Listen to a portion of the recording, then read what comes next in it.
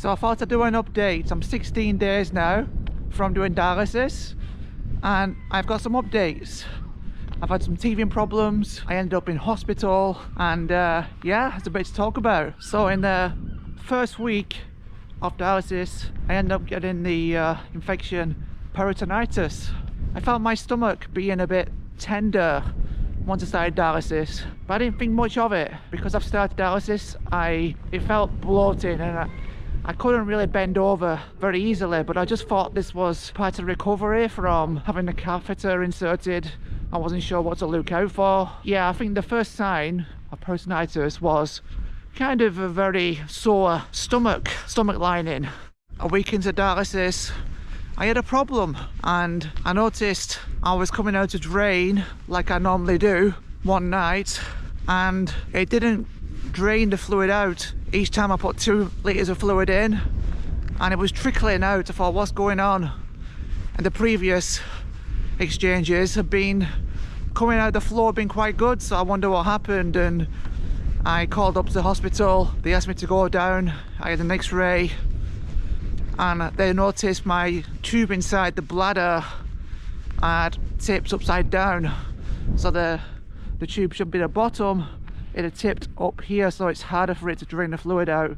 But thankfully that got resolved.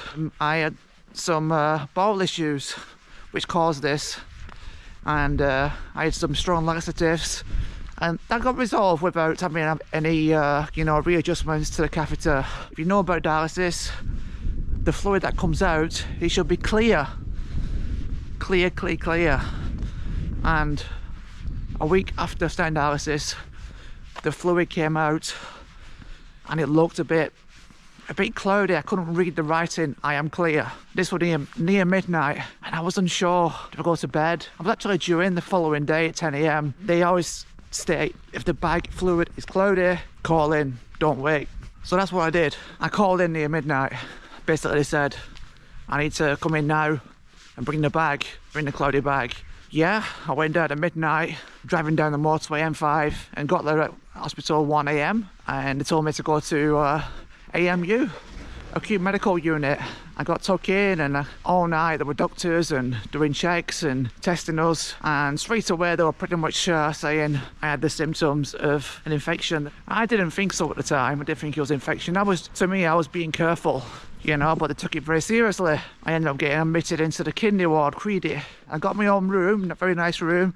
You'll see in the end of the video, you'll see the room, because I got some footage on the final moments of the hospital when I was about to leave. You'll see the room, and you'll see me as I'm coming out. So I'll put this at the end of the video, you can check that. It's in the chapters here, so just go forward. They had to know the exact peritonitis strain, the bacteria infection, which type it were, to treat it with the right antibiotic. That was important to know. So what they had to do is take a sample of the cloudy water, try and grow the infection in the lab, and it took 2 or 3 days. Well, I was treated with at that point, but they gave me a few antibiotics, different types at the same time, as they put it, to cover different bases, But they told me I didn't right by calling in and going in.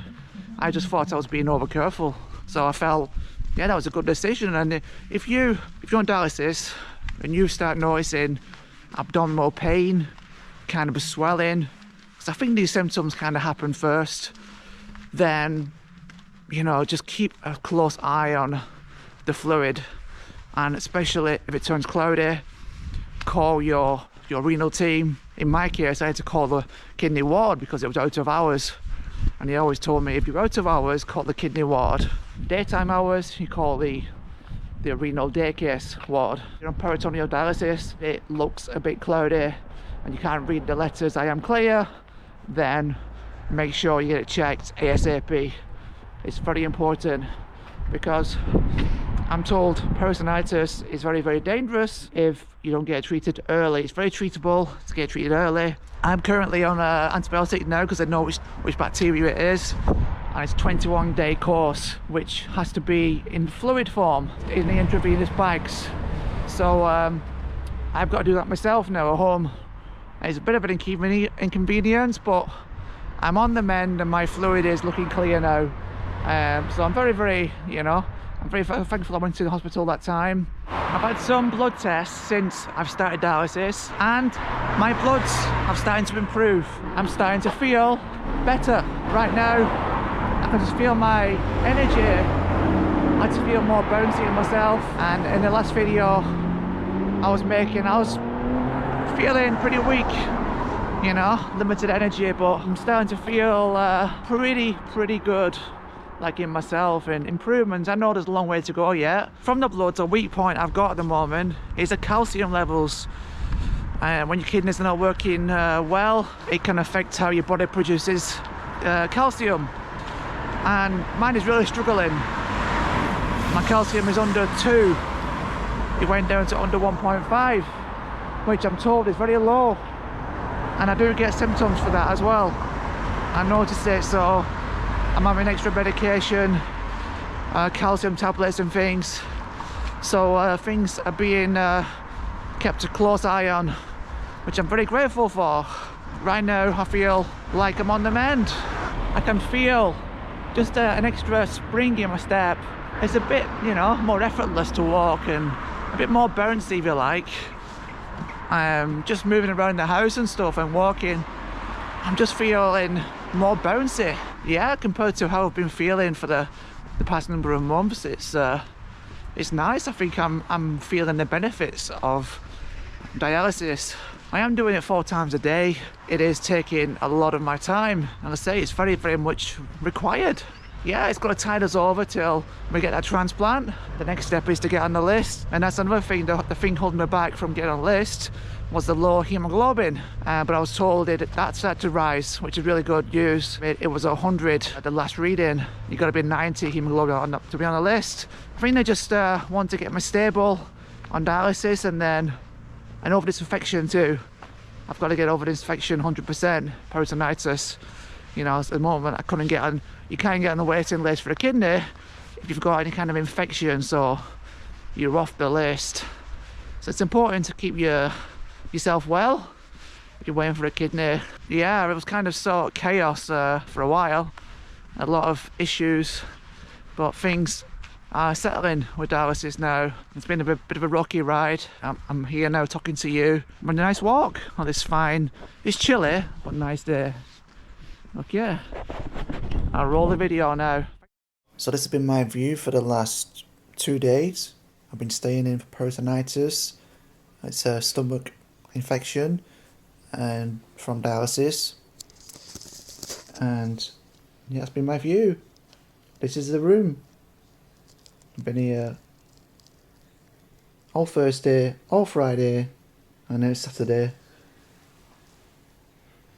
And here is the dialysis machine, which I've not needed to use. I don't use that. Peritoneal Dialysis table, we've been using that to do my dialysis. My CAPD.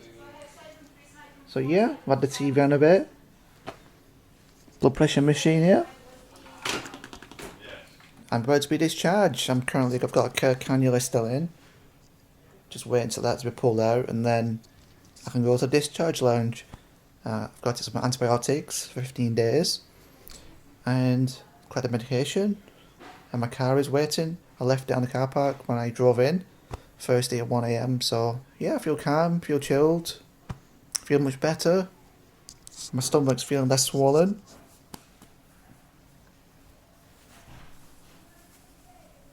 My stomach is bigger because I've got fluid in there from dialysis, so I'm doing that every 3 to 4 hours.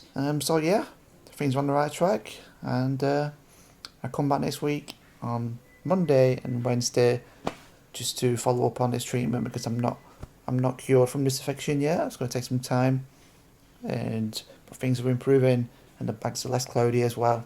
The cannula is just out. There we go. And that really hurt taking sticker off because I'm in a hurry. Like, ouch, that's the most painful of any needle. But yeah, it's done now. I'm off to the discharge lounge. So I've just got final brew and biscuits. And I've got to take these antibiotics for 15 days. Discharge papers. Here. Cheers. Just waiting to get a nod to go, really. Okay, I've been discharged, free to go. I'm out. Good news in my car, it's only through down here, through day ward. My car's still there. Outside, hemodialysis. There. Whew, fresh, my first fresh air. Sunny as well. For 2 or 3 days. Nice to get back in the real world. And yeah, off home we go.